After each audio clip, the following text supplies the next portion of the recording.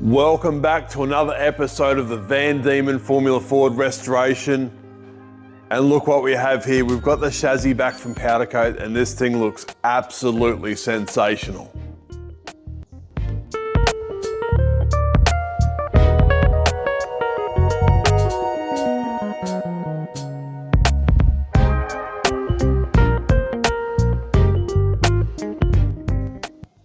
There is a million holes in this chassis for various bits and pieces to be bolted to. And part of the preparation for the powder coat was to fill all those bolt holes. And what we use for that is those little silicone cones. Why? Because the powder won't stick to the silicone. We can put these in the holes. When it gets powder coated, the powder won't stick and we can just pull these out after it's been baked.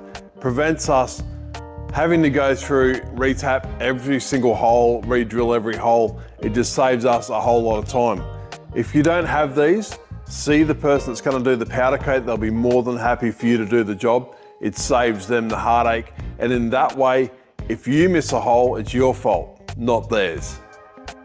One of the other areas that we needed to be very careful of was these bushes here for the front bell cranks. We saw in the last episode, needle roller bearings run on those for the front suspension bell cranks, and we really needed to look after the surface. So we were actually supplied a blast tape from the powder coaters that we could put on there that would protect it from when this got sandblasted, and then they just didn't put powder on it and then it got baked. So those have been really well looked after. But looking at the finish of the car, they've done an amazing job. And just keep in mind that somebody's actually had to spray powder around all of these tubes. There's a lot of different angles and corners and everything like that, and they've managed to get powder in absolutely everywhere. So they've done an amazing job. We've been through, pulled all the silicone plugs out, and when we were putting the silicone plugs in before it got coated, we noticed a broken bolt in the back of the chassis. And it's moments like these I wish I had 3 hands so I could give that person 3 thumbs up for the work they've done trying to drill it out. We'll get that out in due course when we need to. It's somebody's had a go at drilling it and has made an absolute mess of it. But the first thing we need to fit to the chassis before we can get into all the little components is the floor. The floor will go on first. So we need to flip this over, and then luckily we were supplied a floor with the car, but I'm not sure it's going to go straight on. Chassis flipped over on the stands so we can get this floor fitted up. Now this is the floor we were supplied with the car. It's a stainless floor, which is great. That's exactly what we had back in the day, remembering that this is the ideal place for ballast should you need it, but it's also structural strength. The stronger you can make the floor, the stronger you make the car, the better this thing's going to go around corners. Problem with that is, it's got no holes in it for the rivets. What the trend is now is just to tack weld them on, but I think there's something that little bit magical about looking under the car and seeing a billion rivets that you know were put in there by hand. So we want to keep this thing period correct. So we want to put the rivets in the bottom, which is almost impossible. So we don't want to drill new holes. We'll end up with holes between the holes and we're going to weaken the chassis. But how are we going to transfer the holes from the chassis onto the new floor? Well, I've actually found the old floor that was originally on the car when we got this thing, when we first purchased it. Now, don't shit on me for keeping a floor for 20 years. It was right at the back of the shed, leaning up against a whole lot of stuff, and I didn't even realize we had it, but it was only when I was looking for the engine parts that I stumbled across it. So that's gonna make life a whole lot easier. And here is the floor from all them years ago. Clearly shows all the rivet holes and where they need to be, but not only that, there's a cutout for some clearance on the flywheel, and there's also a cutout down the front for around the pedal area.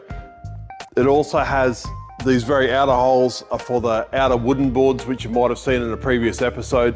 So this really makes our life a whole lot easier to know where all the mounting holes need to be, where the clearance holes need to be, as well as the rivet holes. But what we need to do now is transfer all of this onto the floor that we've been supplied.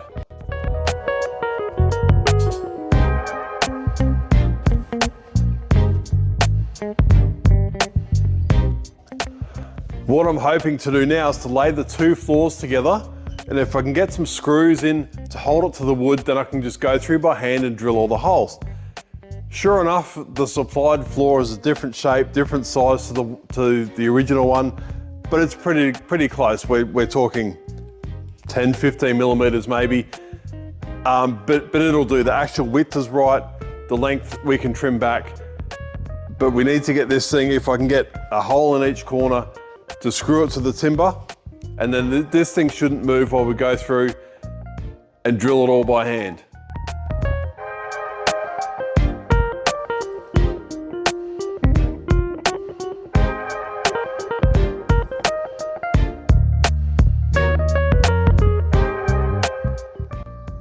Now that I have both the bits of flooring mounted to this bit of timber securely so they can't move, all I have to do now is go through and drill a few holes.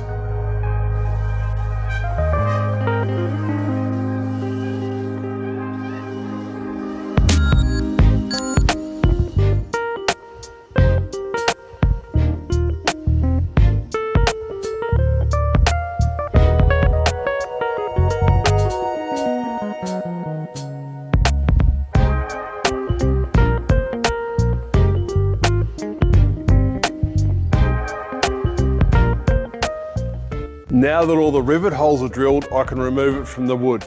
I've got two larger holes down the front.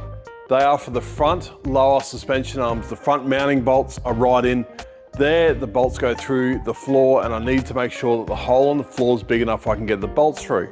Slot at the back, it's a little bit of extra clearance for the flywheel. Yes, that's how low the engine sits in the car. But I'm going to count these rivet holes, and whoever leaves a comment in the description of this video and is closest to the actual number of rivets that go in the base of this floor, I'll send them a hat and a hoodie. Got to live within Australia, but I'll send it to you free of charge. I'll leave a comment in the description of the last video with exactly how many rivets are in this floor, and the closest wins. So leave a comment, guess how many rivets are in the floor of this car. I'll take this off the timber now, I'll largen up those holes that need to be largened, and then we're just about ready to get the floor on the car on the base of this chassis.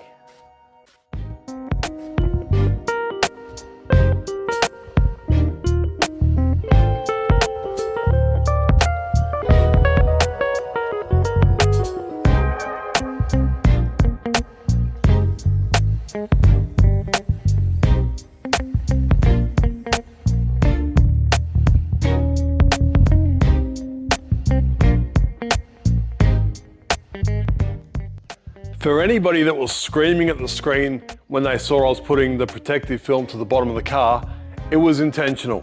I could see that the film was scratched up, but also I know how the car's been stored. Everything's been very corroded or rusty, so there's a lot of moisture where it's been. And the moisture, when it gets into the protective film, seems to cause some sort of corrosion, or it reacts with the glue or something goes on. But the bottom of the floor now, even though it should be the shiny side, is blotchy and discolored. Whereas the other side, although not shiny, is a much nicer finish, and at least it's consistent. This floor section is now finished and ready to go on the chassis. It's been thoroughly deburred, and I mean absolutely every hole has been deburred.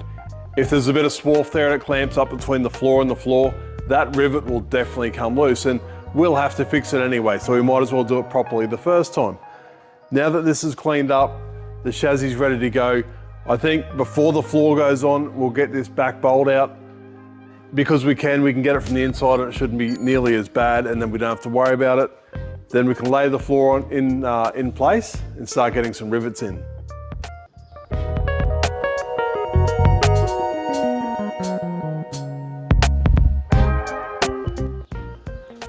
We managed to get the broken bolt out of the back of the chassis, and it wasn't such a big deal after all. We were able to get it from the inside, which was ideal before the floor goes on. Floor has been cleaned up. It's got a really light buff. You see a lot of the floor inside the car, around the driver, around the driver's legs, and especially when the covers come off, you see all under the engine and around the radiator, so we want it to look nice. But also with a bit of polish on it, it's a lot nicer to clean. When it gets a handprint on it or gets something spilled on it, it will just wipe off. It won't leave a mark, and then it won't be as blotchy. So now it's all nicely finished up and it's ready to get fitted to the chassis. Well, we're actually off to a pretty good start. A lot of the holes line up and I'm able to go through now and just sit all the rivets in the holes that line up perfectly. Anything that might have a bit of a burr on it or a bit too much powder around it, I can just touch up with the drill as we go.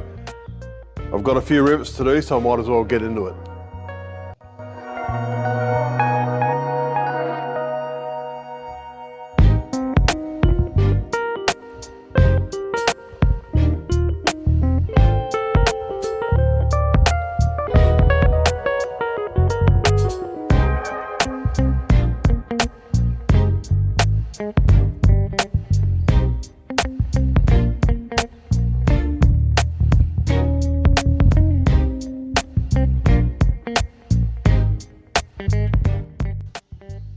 That is absolutely every single rivet fitted to the chassis.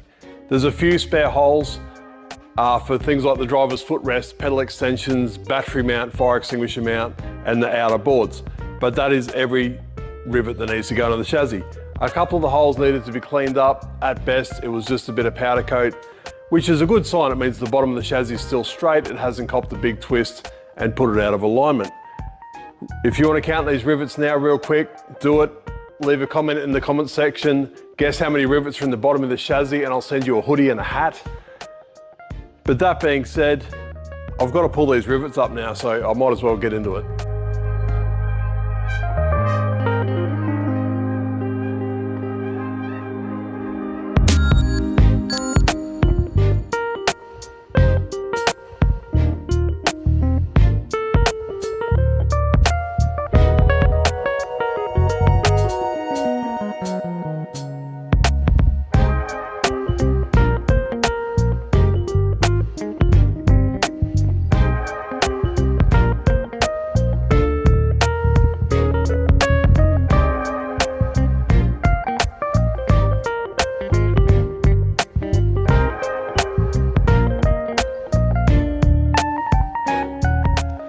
With all the rivets in, you can really see how this floor becomes a structural part of the chassis and how the riveted sections hold everything together. It's absolutely every tube in the bottom is now tied together with structural rivets.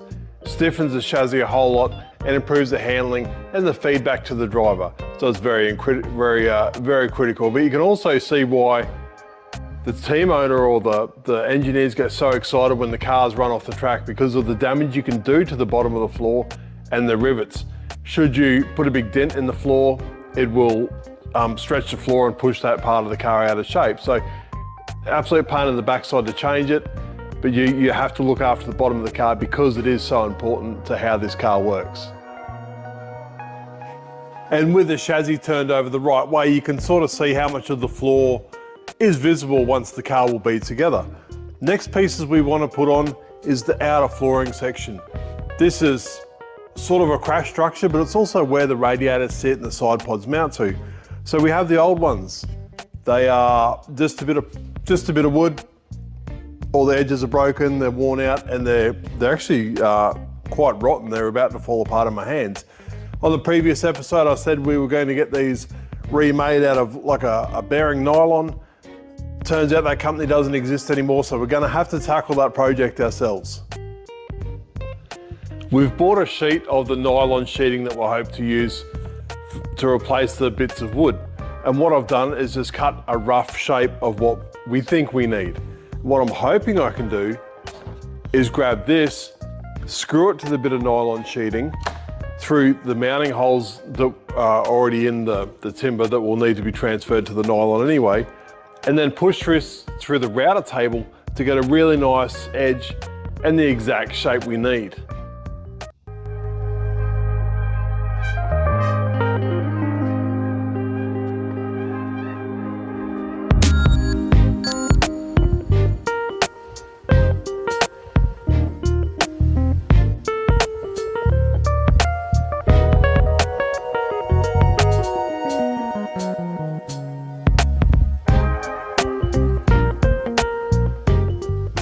Although they made a massive mess, these actually cut out quite nice, and the router leaves a really nice edge on it.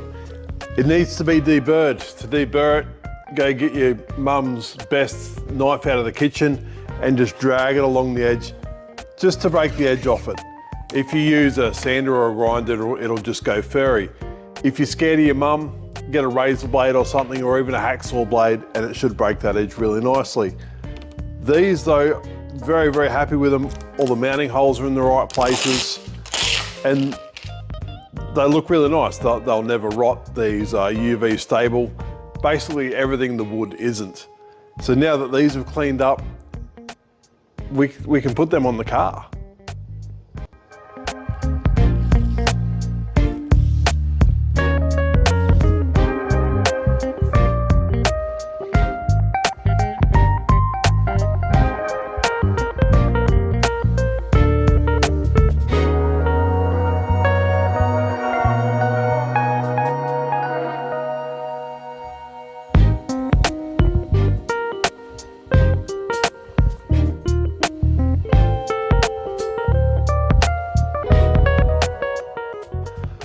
Those outer boards fitted quite nicely, and they're very nice. They're still flexible, so should you hit a curb or hit something, they'll still flex.